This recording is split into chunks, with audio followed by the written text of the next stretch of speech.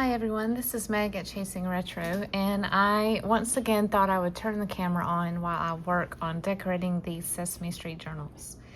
However, before I do that today, I wanted to show you a few things that I picked up last weekend and into last week since my last video, and to show you some of the fun things that I came across. The first thing I want to show you is a book that I got from my library.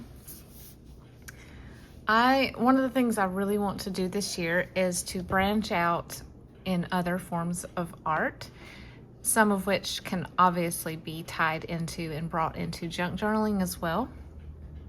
And I've mentioned it before, but one of the things that I want to learn how to do better is painting. So I've got some acrylic tutorial videos saved in my YouTube, and I bought a gouache paint set, and I have some Japanese watercolors that I recently ordered. So that is one of the things that I plan to do this summer. But here is another thing that I would love to learn how to do. This is cut paper collage, kind of like in the style of Ezra Jack Keats and that type of, maybe Leo Leone as well. But it's just basically, I'm assuming, painted papers, like a mixed media type brayered, well, that was like crayon. And then you cut them into pieces and create scenes and objects. And I thought this was a really, really cool book. I think it's fairly new publishing. So I will be experimenting with this, and I will show you the process, you know, when I decide to embark upon this and bring you along. My cat, every time I start a video lately, he tries to come up onto the desk. I think he thinks I'm talking to him. So yeah, this is published, the author's name is Clover Robin. So it looks like it's been published in the UK. So yeah, that was fun. I've got some books about gouache as well from the library, but I wanted to save those until I do a video about that. So that will come later. We went to a couple yard sales this weekend. There were some pretty good ones. There was a sort of a group yard sale at some sort of auxiliary guild or something we went to, and would you believe that I found vintage coloring books? I never really come across these at yard sales. A lot of them are colored in partially, and some of them have had so much pen markings in them I just tossed them. Luckily, none of those were the ones that I really wanted. But this one is paint with water. I never come across paint with water. Maybe once I've gotten a paint by water book at a thrift store. There were pages in here that were already painted that had been ripped out and tucked back in, so I threw those away. And I have no idea if the ink is even still viable for painting with. But I thought these were worth getting, if nothing else, just to have something fun to tuck into a journal. That is so funny to me. I actually saw this image on Pinterest recently. Snoopy's my fave. And then Toy Story, so you know, you can kind of see how old these are based on that. 94 maybe, 93, 94, 95.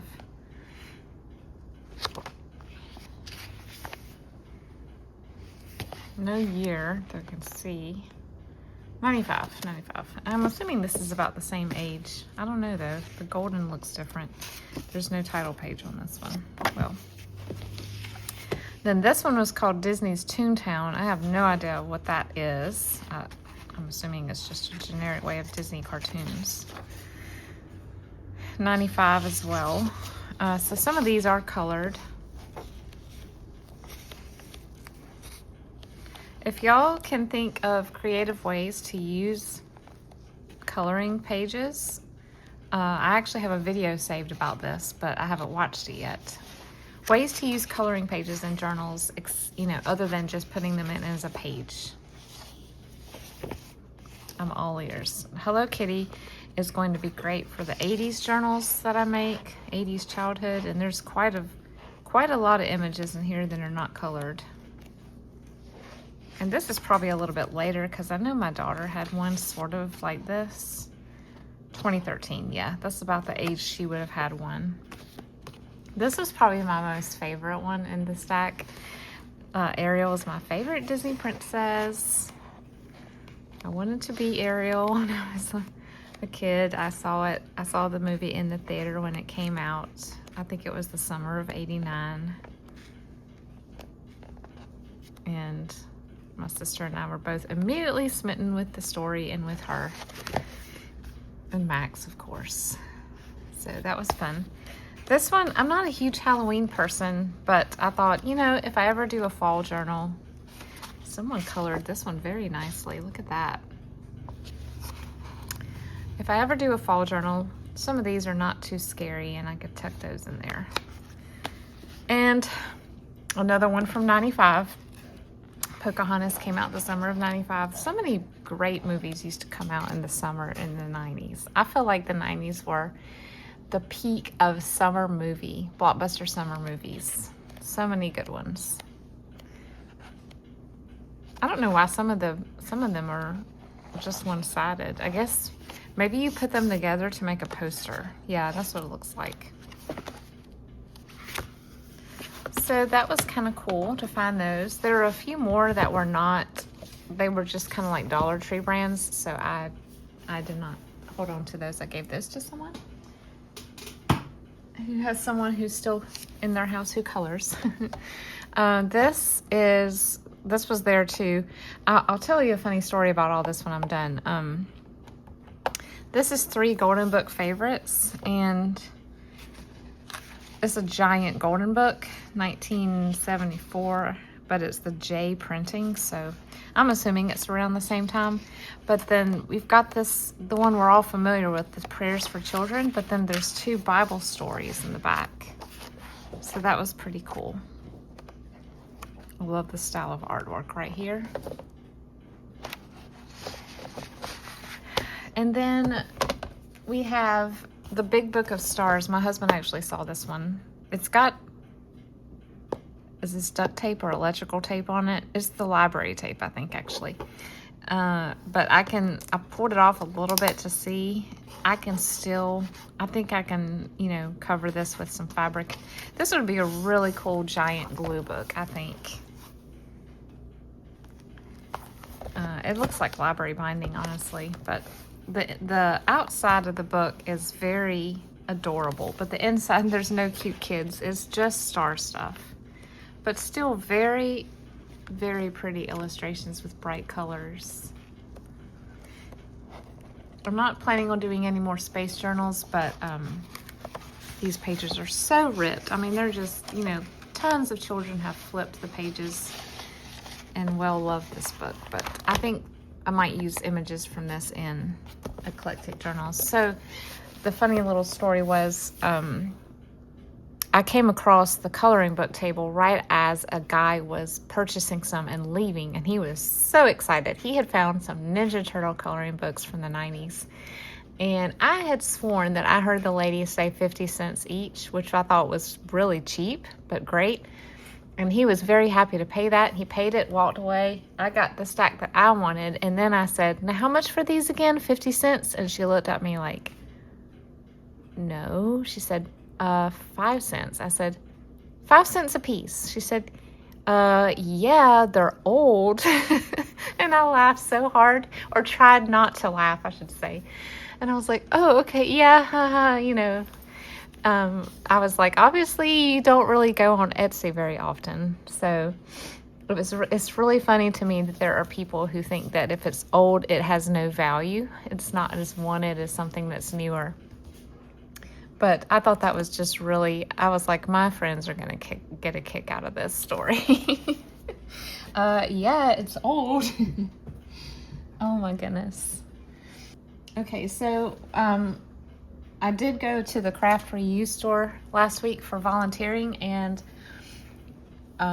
they had just had a huge, several people line of people that came in and donated fabric. So basically we have certain rules of what designates a cuttable, measurable, priceable piece of fabric and what designates it as a scrap. And with scraps, we can either if it's quilting fabric, we can cut it into fat quarters and sell it that way. And if it's not quilting fabric, if it's anything else, it goes into the 25-cent scrap bin. You guys have heard me talk about this bin. It is big enough that you could climb all the way inside. Not really dumpster size. It's like maybe 4.5 feet tall by 5 feet wide, 6 feet wide. And it's very tempting just to crawl in there and start throwing fabric out and looking for what you're looking for. But it's one of my favorite places to hit in the store when I go in. So there were several pieces that once we figured out, okay, these are definitely going in the 25-cent bin, I asked our supervisor, can I just set some of these aside because some of these are definitely wanting to come home with me? And she said, absolutely. So here's what I ended up with. This beautiful piece of fabric, and I don't know if it's vintage or not. I think I might do a Google image search. That usually helps me with fabric, and I'm not quite sure what it is or the age of it. It's very thin. It's not quilting. It's very thin. It's like the kind of material that a vintage blouse would be made out of. But it is very vibrant and beautiful and colorful and happy. So I'm sorry. I'm going to move my cat real quick. I'll be right back.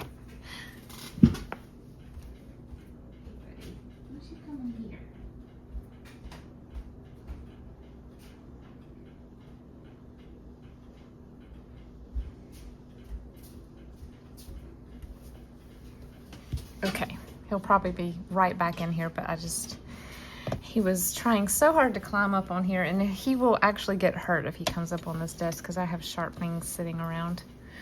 Okay, that was one piece. Look at this. This is so 80s. My mom, I remember for a military ball one time, my mom made a dress out of this stuff, but it was blue. It was like a royal blue color. And she gave me the scraps, and I used it to make Barbie pillows and capes and stuff. But when I saw the gold, I was like, well, this is fun. And it's just a weirdly odd-shaped cut piece. I mean, there's nothing really else that anyone could ever do with these pieces. Thus why they are designated to the scrap bin. This was a find. This is quilted cotton with the little batting in between, but it's reversible, or I guess an underside you would call it, that is harmonious with the front design, and I just love it. It's really, you could easily cut it in half and you have two ready-made journal covers inside and out. You would just have to find a way to cinch and bind the edges to make them not so raw. Really fun. I got this because it was there the week before and it was still there in the same scrap bin. It had not been taken out to the floor yet, and I was like, well, if it's still here, it's meant to be, so I'm gonna take it. It's lavender lace with iridescent fibers sort of sewn throughout. And my daughter saw it and she said, okay, if this, you know, if you can promise me that at some point we can make a My Little Pony journal, let's take it home. And I said, absolutely. I've been wanting her to tell me she wanted me to help her make a journal, and she has. We're gonna make a My Little Pony journal for her. I hope we can get to it this summer. I don't know, we'll see. But she grew up on the, I guess, second generation of My Little Ponies. And they had a little bit of overlap with the 80s ones, but then they kind of went out and did their own thing, and then they became the Equestria Girls, and we didn't like the Equestria Girls. They were just not, they just weren't ponies. So that was about when she lost her affinity for them. But this will be great for that because it's, you know, a couple of the characters loved purple, and it just looks pony-esque. This was probably the find of the day. This dark salmon colored minky. I don't know if y'all remember. I feel like from like 2004 to 2010, there were so many baby things made out of this, blankets and bubbles and all kinds of stuff. But when I saw this, I was like, that would be a really fun journal cover. Just something fun to hold. Or, I don't know, a pillow. You could there's enough here I can make a pillow out of it. It is a scrap. It is a big scrap, but it is still according to our specifications, it is a scrap. So now this was a blast from the past right here. For some reason, a lot of bathing suit or leotard type fabric came through this week. This is so 80s. It is like a airbrushed watercolor looking brush stroke in bright colors, and it's that stretchy bathing suit fabric. I love it. When I saw this, I said, oh my goodness, I have to have this for the 80s journals. I hope it's coming across as bright as it is in this room on camera. I got a couple of bags of scraps after I was done volunteering. I went out onto the sales floor, and if you could fill a bag this size, it's $2. So I did that. I usually do that every week. I just get all the ones that I see that I can use. This one is just beautiful. It's like it just feels so cottagey to me. It's muted colors, but they're beautiful peonies, I think. And maybe forget-me-nots or something. But it is just, I thought the colors were so unique. And it's a weird shaped piece also, but. And then this one feels vintage to me. And it's a weirdly cut piece, but it is a large scrap. And it has purple and orange together. So that was kind of an unlikely combo that you don't see a whole lot. And look, it looks like it was folded right here and faded. So that makes me think, yeah, this probably is vintage.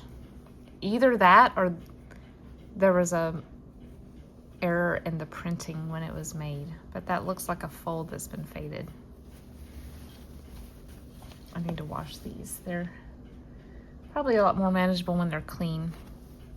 This one, I love. It just looks like something that Monet would paint. It is not vintage, I don't think. Painterly Petals, and I don't know the brand name, but is that not so beautiful? It reminds me of my bedspread in college. I had a watercolor floral bedspread.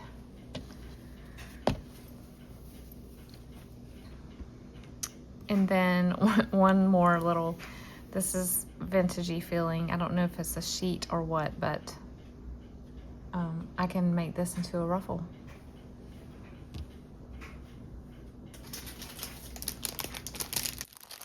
I got 2 bags of already put together scraps from other volunteers, and it was already marked at $2. So this is a quilting cotton piece. These little rosebuds cut into squares. Cute. Cute. This is so cute right here. I love this one. And then these guys. Definitely leftover quilt pieces. Someone that had numbered them.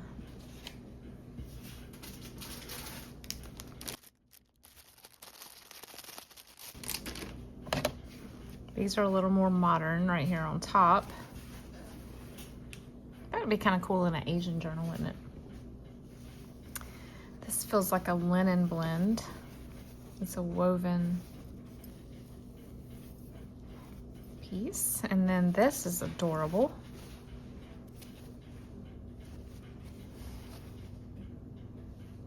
These smell good. Okay, this is why I got this piece. Look at this beautiful vintage scrap right here. Oh my word. Is that not so pretty? I mean, seriously. Love this. I got quite a lot of that. Yeah, we've got some leaves.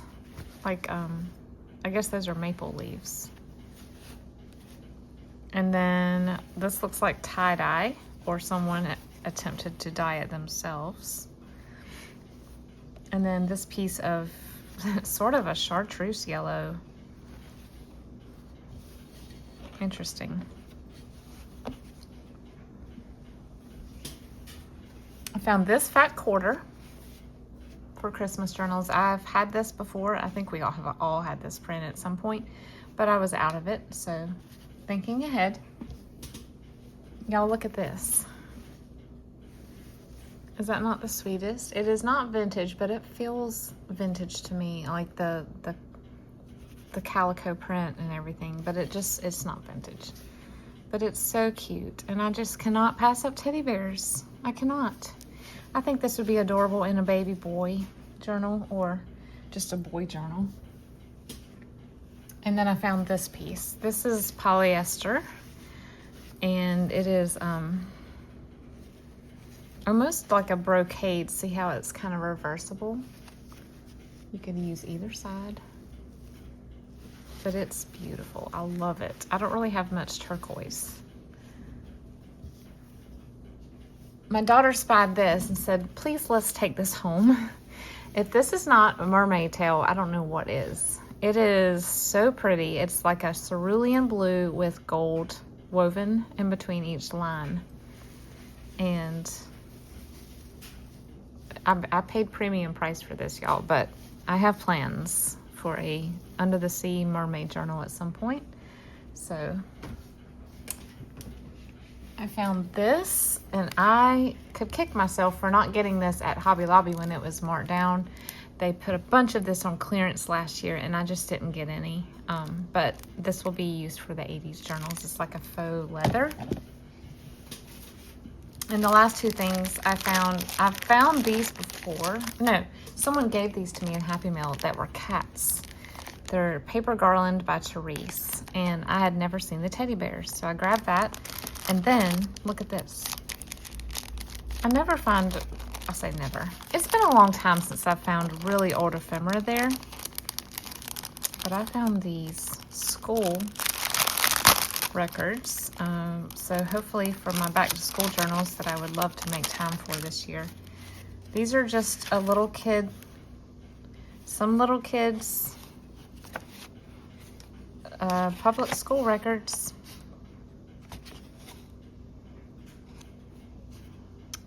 It's in Detroit. How it ended up here, I don't know. Oh, this is much older. So this is 1950 and this is 1917. Wow. Promotion certificate.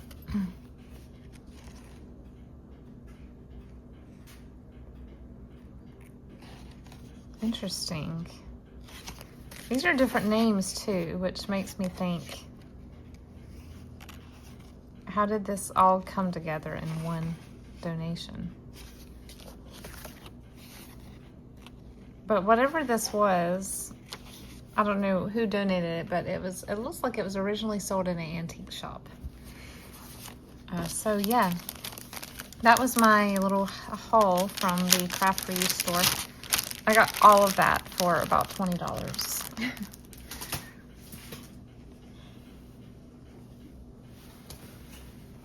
All right, let's put all this back in the bag and make room for some decorating. So I have finished decorating the little golden books. When I say decorating, I'm doing pockets and tuck spots right now. I haven't done the decorating where I put the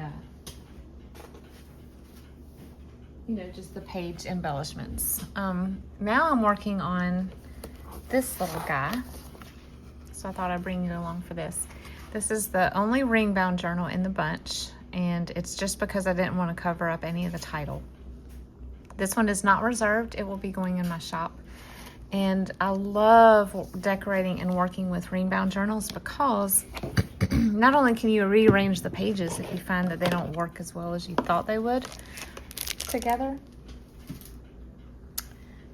you can also take the pages out. Like if you have a complicated gluing thing or you decided at the last minute, I wish I had sewn this instead, you can take them out.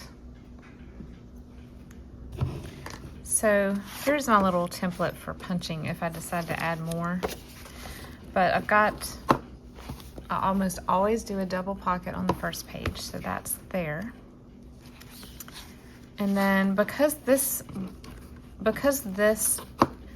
journal has more actual pages, than any of the others because of the fact that it's ring bound. I am not putting as many pockets as close together. I'm trying to spread them more out.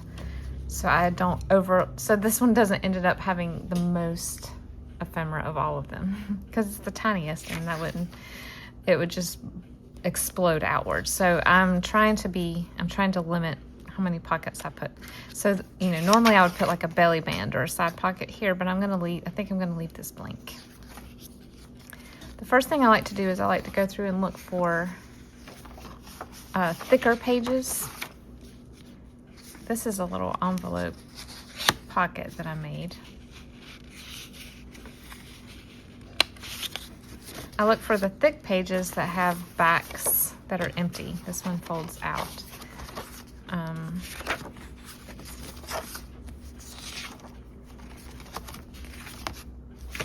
Okay, this one has brayered. I don't want to cover this up. But this one, you know, it's a little boring. So I think we should do a tuck spot here. Let's pick a character to make a tuck spot out of.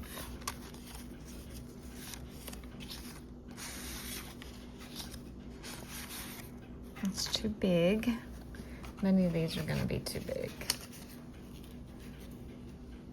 I've got a little post-it note here of things to remember to put in these journals. Little things that I think about in the middle of the night. You know, I don't know if y'all do that. Do y'all wake up in the middle of the night and be like, oh, I don't want to forget this. That's kind of cute. Let's do that. Do I want to? I think I want to put him on a background. Let's see.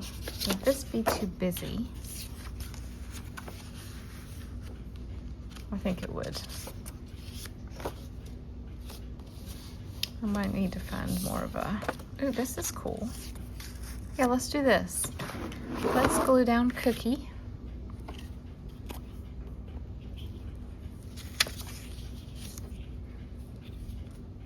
I have some laundry going right now because this doesn't happen very often, and honestly, I don't know why. I don't remember this ever happening when I was a kid. I don't know why we're having it happen now.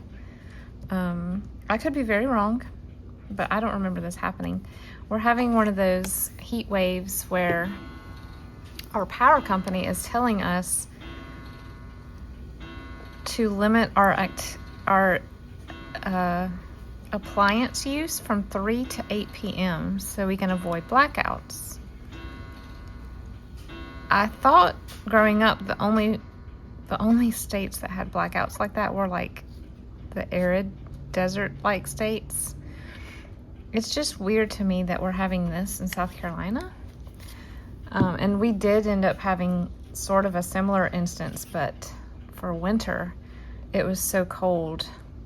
2 winters ago, or maybe it was 3, they had blackouts and we were without power for a day and a half, and it got down to 6 or 7 degrees. It was so bad. We have a fireplace, but oh my goodness, I can't imagine if we had not had a fireplace. So now they're telling us that we might have blackouts if we don't conserve power. So I had to do laundry today. I had to change sheets. So I'm washing sheets and drying them. And instead of cooking tonight, we're just gonna microwave leftovers. So, I don't know. It's kind of scary to me. I don't like the uncertainty. And I don't understand why this is a thing that used to not be. And it's not just heat, it's cold too. It's like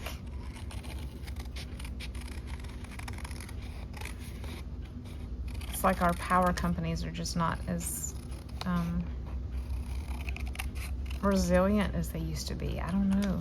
Maybe people are using more power than they used to because they're all, you know, so many people are living and working at home more. I don't know.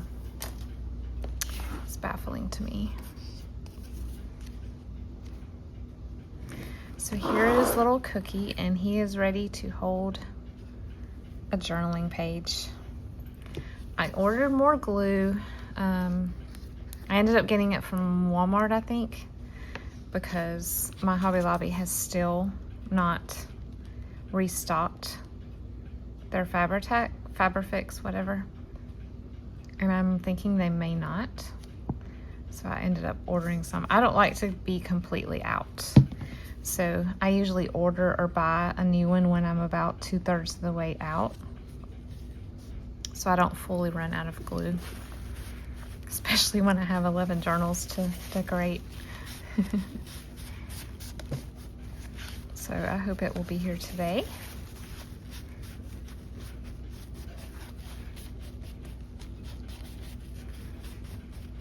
Y'all, pardon my nails. I painted them last weekend because we had somewhere to go and I wanted pink nails. And then I realized, well, I'm gonna be gluing a lot this week, so I'll just take it off, and then I just keep forgetting to take it off. So it is what it is.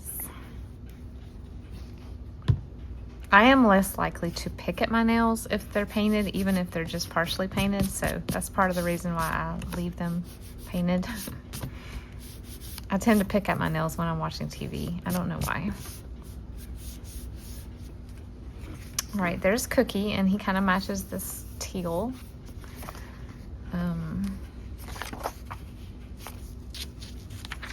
Gift wrap. This is one of the cool flashcards that I got from Carrie. Okay, so this is a perfect spot for a side pocket.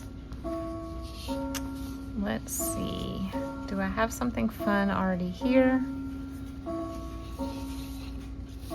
Does this match? That's kind of cool.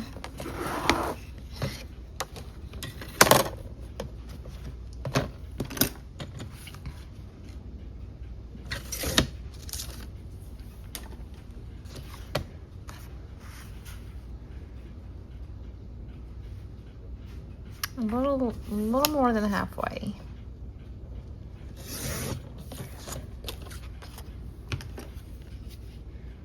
I probably could just look at my measurements, but I usually just make a pencil mark right underneath where I need to cut.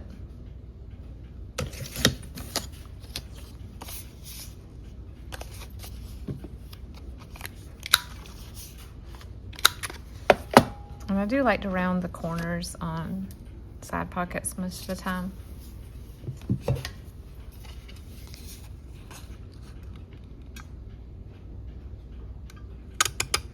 I was hoping to do a craft with me today with some felt crafting to use in these journals, but I tend to do that. I tend to get distracted when I'm in the middle of like this process right here of trying to get all the pockets and tuck spots in. I get distracted by something shinier that's beckoning for my attention, and then I have a hard time going back and finishing what I started. So I told myself, no, you're going to finish this first, and if you get done with these decorating, these pockets additions today, then maybe later this evening you can do some felt. And honestly, with the felt ephemera, I'm kind of winging it, and I really feel like the video would be not very helpful for y'all. But I will definitely show you the finished product if I don't show you the process, and I'll explain how I did them. I'm also kind of giving my hands a break because I did some ephemera over the weekend that involved fabric glued onto file folder, and then I used my old fabric scissors to cut through both layers, and that, I had the legitimate blister right here from just the scissors cutting out 11 in a row of this item. And I was like, I just need to not cut felt for a couple of days and let my finger heal. So I think it'd be cool to have one of those, I guess a Cricut can do it. No, not a Cricut. What am I trying to say? A Big Shot, like one of those machines that has the templates, and then you can cut fabric and felt with it as well. I don't own anything like that. The only cutter I have is a Scan and Cut. So if I ever do have one of those in my stash. That would be really cool to be able to cut felt shapes without having to use scissors. This is an embossed piece. Yeah, make sure I don't have it upside down. This is an embossed piece of vellum that I received in like a scrapbook kit. And I just thought it was fun. And I put it in here in case someone wanted to cut it up and use it in clusters or whatever. Because it's not really writable, but it's still fun nonetheless. This is some of my favorite paper. It's very old, Hobby Lobby. And I don't think, I mean, they don't make it anymore. It's probably 10 or 15 years old. And I've been slowly using it up, so... All right, so here we have plain, I thought that was a rip, but it's not. It's, the Tweedlebug has a little party hat with an elastic strap, but I thought that was a rip in the paper. Okay, so I like to put something here and here when I have a page like this. I think right here I would like to do a book image pocket. So for when I do that, I choose a book that has thicker pages so I don't have to back it with anything heavier, so I can reduce the bulk of the journal. So let's look in here and see if we have a page that has enough. Smiley the worm doing a high dive. That's cute, but I don't know. I feel like I want more characters in it than just Smiley. This is not, I like something that has this, but at the top for this application. That'd be a cute tuck spot in a large journal.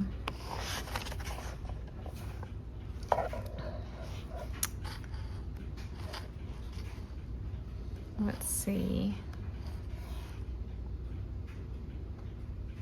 That's cute.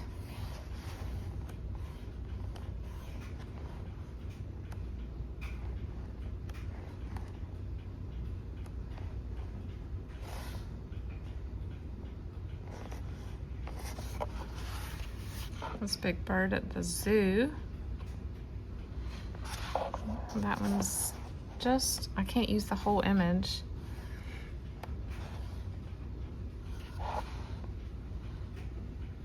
Like I could put them in there, but I have to cut it here and it would look like they were staring at nothing. So that's kind of cute. What's on the back? That's cute too though. Oh my goodness. I hate it when you have to choose between two things. I don't know. I don't know that I want a zoo image in here. Well, that's all of that book. Let's pick another one. Getting ready for school.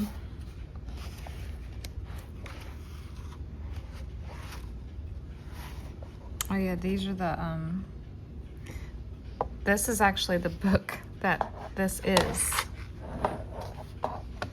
The Whitman's Telltale, but it's put into this book in a different format. That's cool.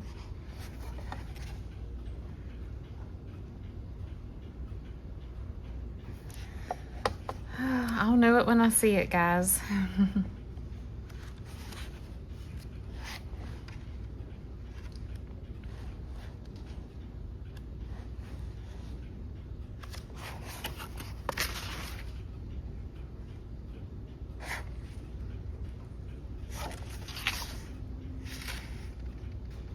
These are a bunch of Muppets, but the only recognizable one is here. There's some Tweedlebugs. But who is that?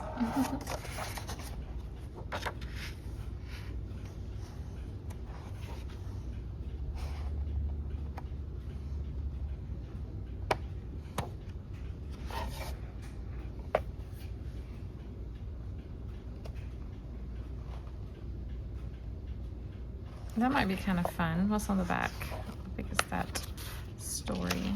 Yeah, let's do that. Let's try this. It's little Barkley. All right, so when I do this, I think I'm gonna take this out. That would be a lot easier. The beauty of ring-bound journals. Okay, so we have this image, and I want to use as much as possible. It needs to go end to end. I can lose some of Big Bird's tail, that's not a problem. And I can keep most of Tilly if I cut it here.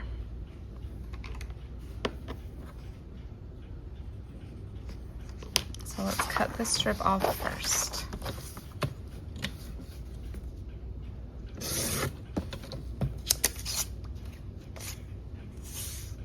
Okay. So now we have this.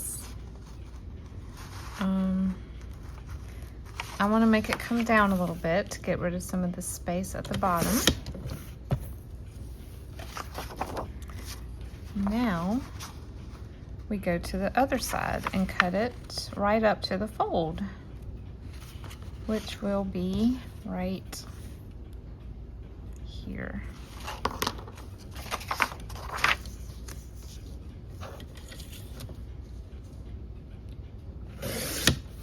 And look at this, a ready-made belly band or side pocket. I save those types of pieces.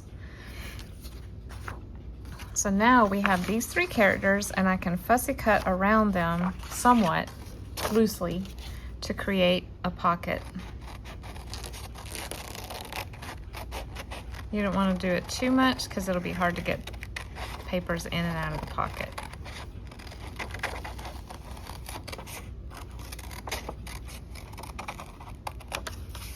Like that.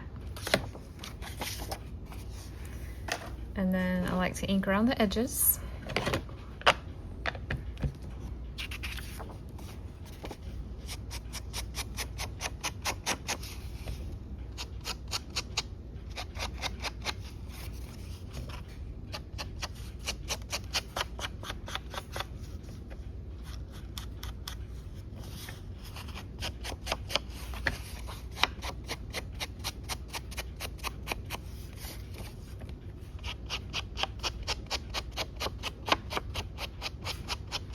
So, I didn't mention how hot it's going to get here today. They're saying 100 with a heat index of 108.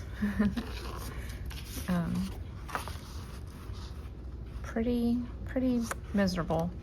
I remember we had a few days of over 100 temperatures when our kids were little, and at that time we had 2 outdoor cats. Indoor, outdoor. They came in when they wanted to. And it said bring your pets inside, so I went outside and I tried to coax them inside with treats and catnip and all the things, and they just did not want any part of that. They both loved being outside. And I remember at one point I was desperate to get one of our cats in because she was starting to get up there in years. She was about 9. And it was so hot. You know how when it's really hot, you go outside and like it's so still and quiet, abnormally so, like the birds don't even sing. It's like they're conserving their energy as well. And I found her underneath our car. It was an SUV, so it was pretty high off the ground. And she was just laying there, just listlessly laying on the cement under the car. And she would not come to me, and I could tell she was maybe a little dehydrated. I was like, oh my goodness, if she has like heat exhaustion or something, what am I gonna do? So I crawled under the car. I got all scraped up, and I got my cat. I sort of drug her out and brought her inside. She was not happy with me because she did not want to be inside, but you do what you have to do. I'm glad we have indoor cats now and I don't have to worry about them. We used to also put ice cubes in tube socks and tie a knot and put it on the deck or the porch, and the stray cats in the neighborhood would come lay on them to stay cool. I don't know if y'all have ever tried that or not. In the winter, we would do the same thing, but put rice in the socks and microwave it and put it outside for them, and they would cuddle up next to it. Now I can't remember which way it went. I think it was like this. Yeah, okay. So here we go, back in the book. And I'll close the clips. I try not to open and close these too often because they will get loose. So now you open it and you have a surprise waiting on you, a pocket to put stuff. And I'm trying to find a little test subject. Here we go. I mean, it's a thin pocket, so you can't put a thick fabric tag or something in there, but a little note sheet would work. Okay, so here, I don't want to do anything on this side because then I'd have to punch holes. I don't want to do another pocket at the bottom because it'd be just like this. So in this case, I would probably do an up tuck of some sort, and I'm thinking maybe a triangle tuck spot in the corner. So let's find a fun piece of geometric paper that matches the colors on the other side. I love this pad. I got it at Walmart, and it is perfect for these journals. Absolutely perfect. I haven't used much blue. Look at this. That's kind of fun. It's like a pinwheel. That's also fun. And that's also fun. That's more mermaid looking. I've already used that. Ooh. I don't know. I feel like I want to go back to this one.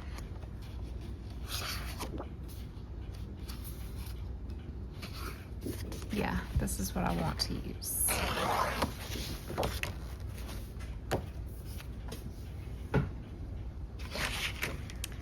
This this got sewn in crooked, but you know what? I'm going with it.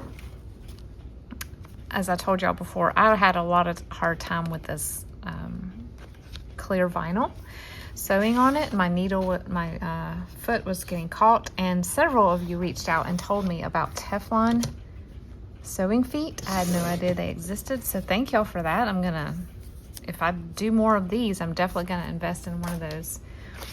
But this one unfortunately ended up being a little yeah, as my grandpa used to say. But that's okay, I'm gonna leave it because these are junk journals. And I don't want them to be perfect. All right, look, perfect little spot for, yeah, that's perfect. Let me ink the edges because I'm trying to do that a lot with these journals because I want them to feel vintage Sesame Street.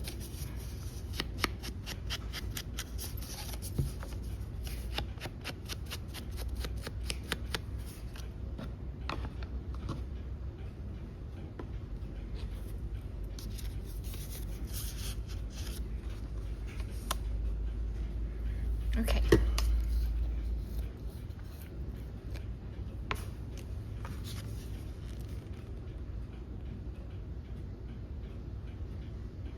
I feel like I'm getting a headache, which is not surprising with the heat.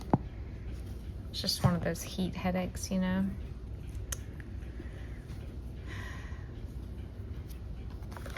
When that happens, sometimes I can stave off them getting worse by laying down on my back really still, relaxing every muscle, and just not moving for about 15 minutes. And if that doesn't work, I'll take Advil. But sometimes if I relax enough, if it's a tension headache, I can make it sort of do an about face and get on out of here.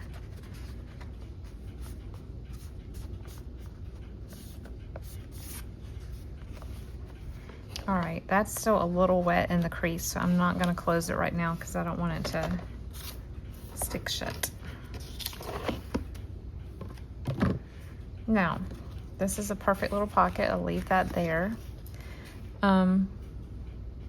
This bothers me a little bit, so I think I might normally on these types of ring bound journals, I don't do pockets on both sides, but I'm gonna put a piece of fabric here as a pocket to cover this.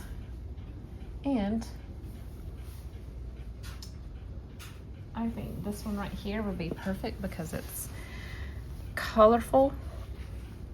It is not straight. It is cut, so I need to rip it to make a straight edge. Sometimes I have trouble getting it started. Oh, that's is on the selvage, that's why.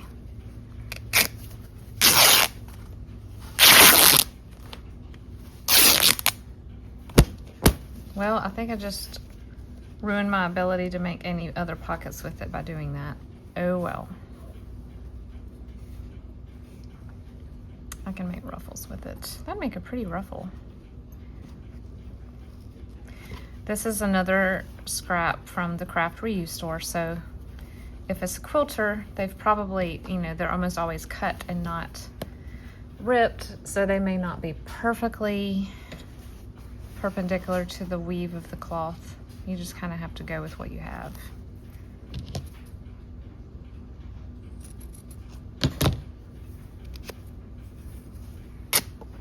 Well, that didn't work very well. I was trying to even it out and that did not work.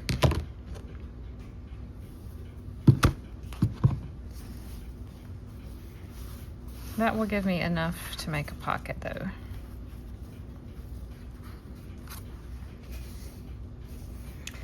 Vintage fabric rips so much better. I feel like with newer fabrics, when you tear them, they sort of lose their shape. They get warped. I don't know why that is. All right, let's cut it right here. I mean, rip it right here.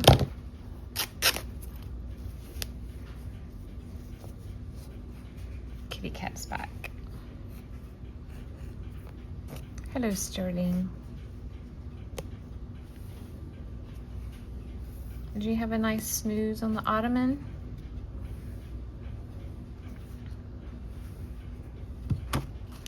Keep knocking over the glue.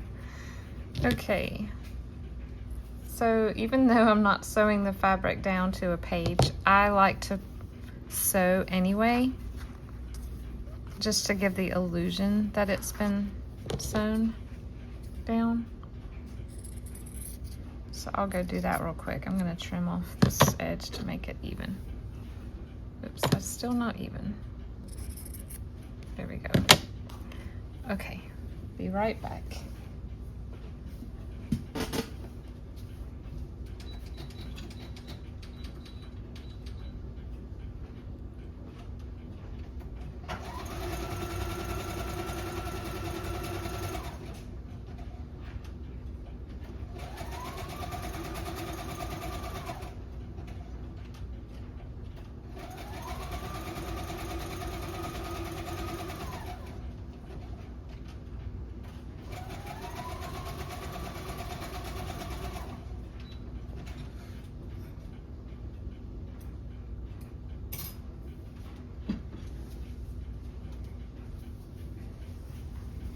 So just did a little zigzag stitch here.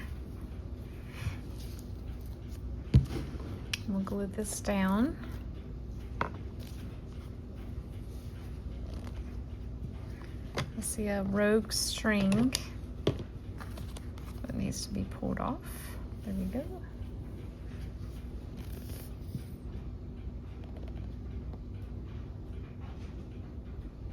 If the fabric is very I guess less patterned, more plain, sometimes I like to add rickrack or something along the top before I sew. But this fabric is very, very colorful and vibrant and patterned and busy. So that just serves to hide most of the fabric that showed through from the other side. Not fabric, stitching. Not that stitching is an eyesore by any means, but certain stitching I don't mind showing. Other stitching, like when I sew a pocket down, I kind of want to hide it. I don't know what that wrinkle came from, but it's there. Okay, so now we have a little fabric pocket. We can close this now. Let's keep going. I got this flashcard from Carrie the Paper Monkey. Thank you, Carrie. This is thin paper, so I'll probably just decorate this and not put any kind of pocket. Also, it's too close to what I just did, so. All right, here's another fold in. So, because it doesn't fold in very much,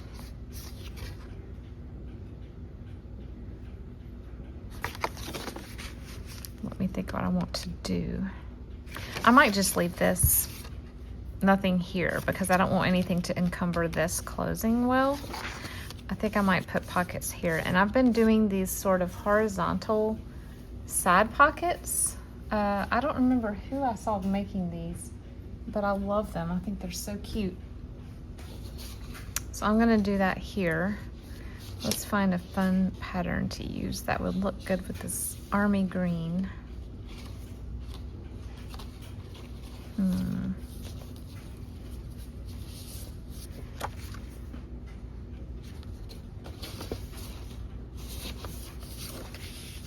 You know what? This will work perfectly, and all I have to do is cut it in half because it is ready-made pockets. So how long is this piece? Almost 4, so we'll cut it at a little less than 2. So we have these, and then we can put a little divot to show that they are pockets.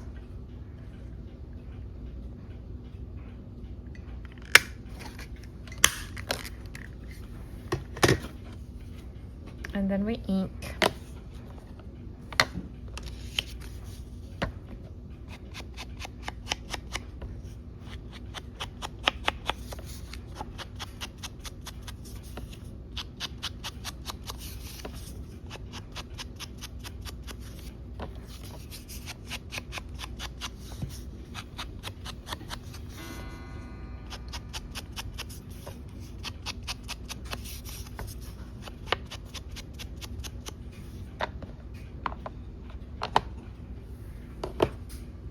All right, let me go sew around the edge real quick.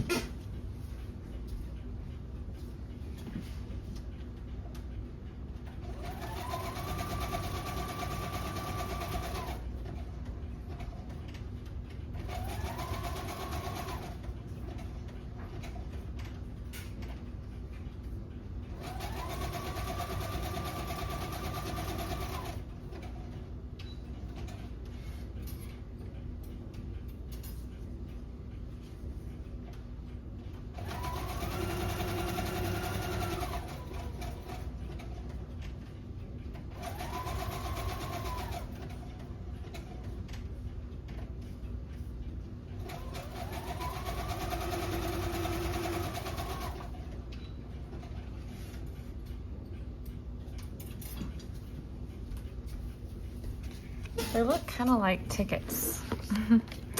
So I'm gonna glue these down, and then when I go back and make ephemera for these journals, for each journal I'll need to make 2 narrow tags that match to go in these.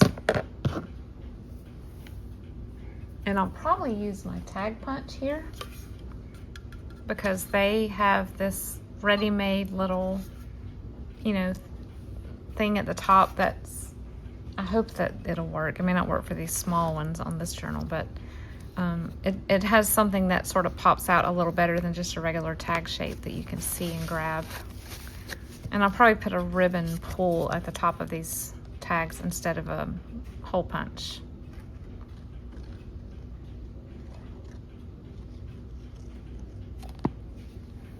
Just a little fun element. You know, I do like to do pages with 2 small pockets that are kind of stair-stepped, but almost always I have ephemera going in that way. I don't think I've ever done them like this. It's really fun. Just adds more interactivity.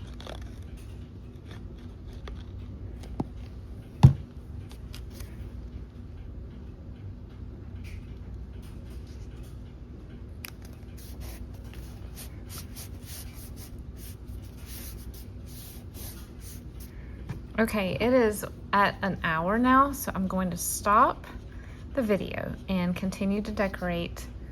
Thanks for joining me today and listening to my ranting and raving about stuff and my haphazard process. And I hope you guys stay cool today wherever you are. And I'll see you in the next video. Bye-bye for now.